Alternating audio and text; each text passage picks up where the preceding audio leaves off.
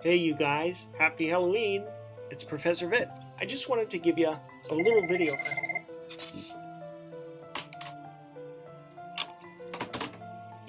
Okay, weird, spirit calling on the phone. Hey you guys, this is Professor Vitt.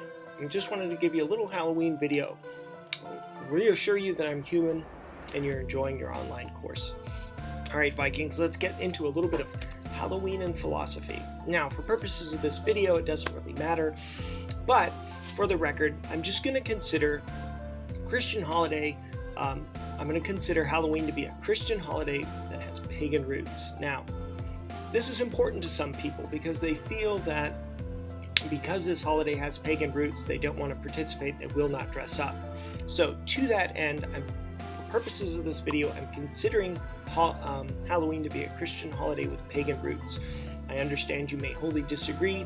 I don't have a dog in the fight per se. Alright, I'm going to just cover 4 things real briefly in this video. And it should be a fun video. It's not something that you have to watch, but it's something that you might want to because it's Halloween. Dualism, Romanticism versus the Enlightenment, Mysterium, Tremendum, and my personal favorite, category jamming. Dualism is the claim that reality consists of 2 different kinds of things. Dueling things. Now, for us, we think of this as a spiritual part and a physical part. We may feel that we consist of a spiritual part of our bodies and a physical part of our bodies. Now, a philosopher named René Descartes got very involved in this problem and he articulated it in a really interesting way.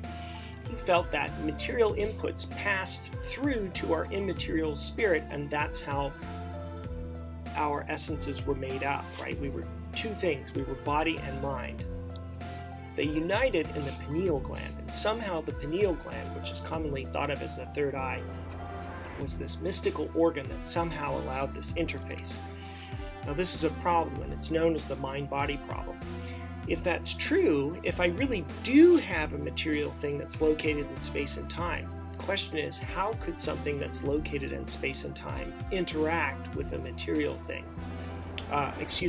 Interact with an immaterial thing that's not located in space and time. Think of space and time as a box consisting of all the material things. If your soul is immaterial, how could it possibly interact in any way with the box? It couldn't. And the spatial metaphor itself gets exhausted because there's nothing outside of the box.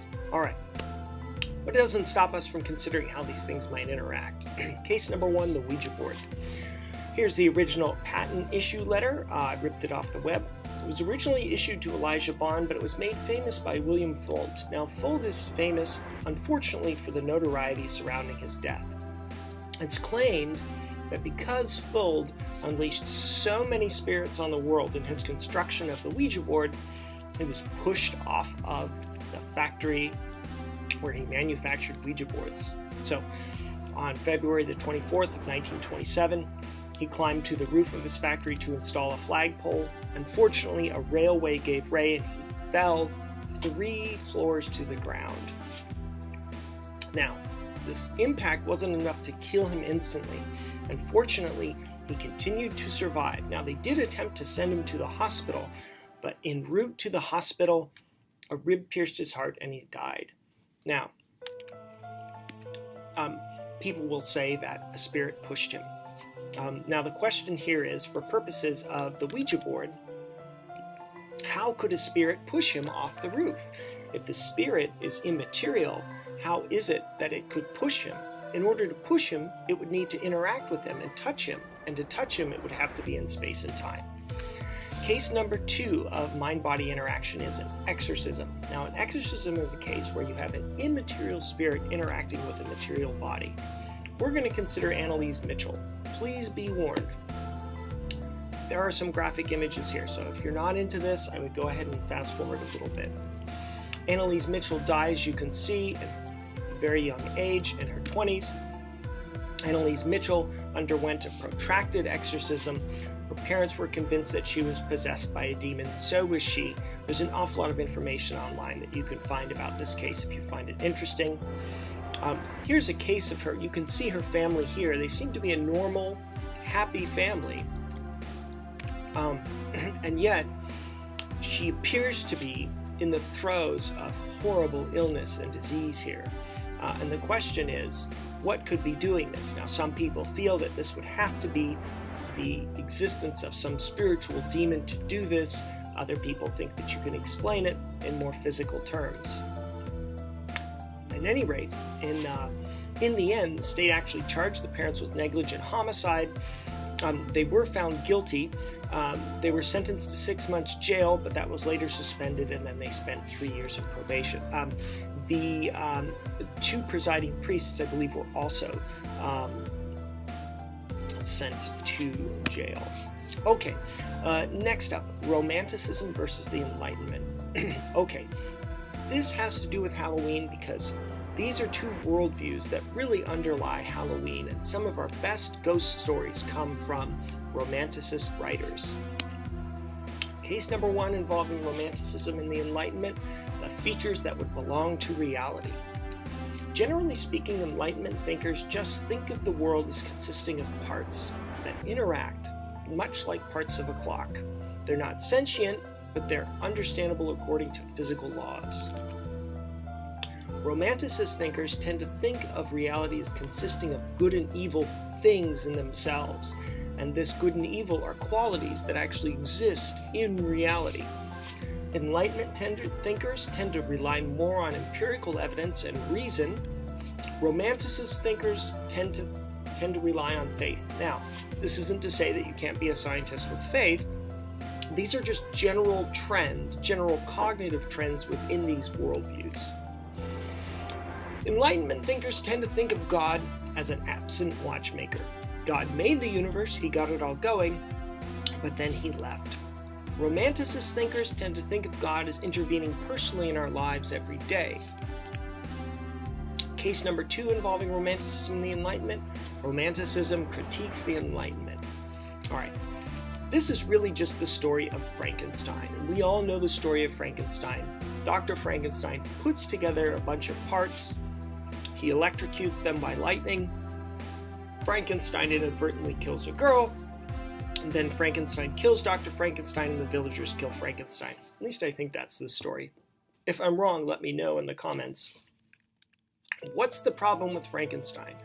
Why is it so terrifying to us? Well, Stephen Asma points out, reductionism seems to be the problem here. Now, what that really means is we tend to think of ourselves as more than just parts, more than just gears in a clock.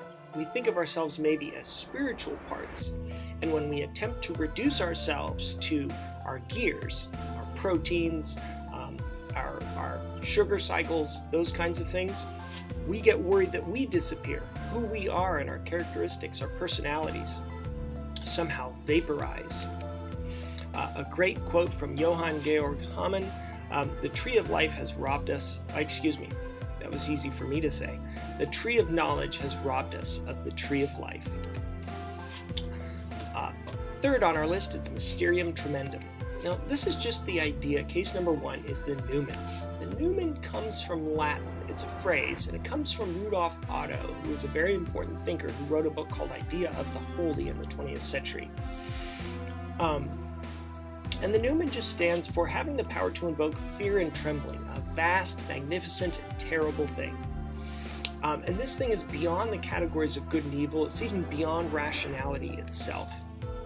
If you've ever seen a scary horror movie, Otto thinks you've seen an abortive offshoot of the numen, where you're just sort of scared beyond your wits and you're not sure why. It doesn't make any sense if you stop to think of it, but you are terrified of it. Case number 2 of Mysterium Tremendum, the Cthulhu Mythos. Now, the Cthulhu Mythos comes to us from H.P. Lovecraft. H.P. Lovecraft was an early writer in the 20th century, and later on, if we have time, we'll talk about him in this course. And Lovecraft himself may be a type of monster, but I'm just going to read this small portion of Lovecraft's story from the Call of Cthulhu. The most merciful thing in the world, I think, is the inability of the human mind to correlate all its contents. We live on a placid island of ignorance in the midst of black seas of infinity, and it was not meant that we should voyage far. The sciences, each straining in its own direction, have hitherto harmed us little, but someday the piercing together of disassociated knowledge will open up such terrifying vistas of reality and of our frightful position therein that we shall either go mad from the revelation or flee from the deadly light into the peace and safety of a new dark age. Now, H.P. Lovecraft can be thought of as an anti-myth. Myths tend to reconcile ourselves to the world. The idea is myths make the world easier to understand and live with. So think of the idea of the king who wanted something that would pick him up when he was sad and make him not so happy when he was happy. Something to moderate him. And so he was made a ring. And the ring said, "This too shall pass." That's a myth that helps us live with the ups and downs of life. Lovecraft's Cthulhu mythos seems to indicate that human life is totally insignificant and irrelevant to what's going on in the world. We're not reconciled to the universe, we're insignificant to it. If you ever look at some of the work of H.R. Geiger, who's a German sculptor, beware though, some of his stuff is pretty racy. He actually published a book called The Necronomicon, which is a blatant reference to Lovecraft, but you get a sense of what Lovecraft must have been thinking, or what it feels like to have this kind of anti-myth. Last on our list, if you're still listening, good for you, we're on to category jamming. Now, this comes from the philosopher of horror Noel Carroll, so it's not anything I came up with, but he noticed very often that monsters are both frightening and disgusting at the same time. And he also noticed that we're repelled and drawn to horror at the same time. Now, the reason why this happens is we have a kind of cognitive slippage or category jamming. When we are young, we begin to categorize things in the world in a certain way. And monsters tend to blur this category. Now, think about the following items: blood, vomit, spit, feces, and urine. These are all things that blur the category between me and not me. Well, I don't know about you, but whenever I get my blood drawn, I'm about to faint. It's so grotesque to me for some reason, and I don't know why. I don't know that I could rationally explain it.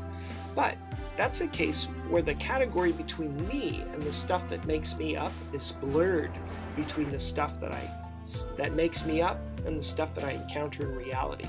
I'll leave it as an exercise for you to do it in the remaining bits there. Zombies are a great example of category jamming. They are a combination of dead and undead, right? The Walking Dead is a great example. They are things and they're not really things. And you can see in zombie movies people struggle with this, that they're doing these horrifically violent things to humans, but at the same time, they're not really human at all. They're very often disgusting, as you can see here. And they're also kind of interesting to us. All right, that covers this video. It was just intended as a fun thing for you guys to look at on Halloween. I hope the course is going great, and yeah, I'll talk to you guys soon. Please feel free to email me if you have any questions.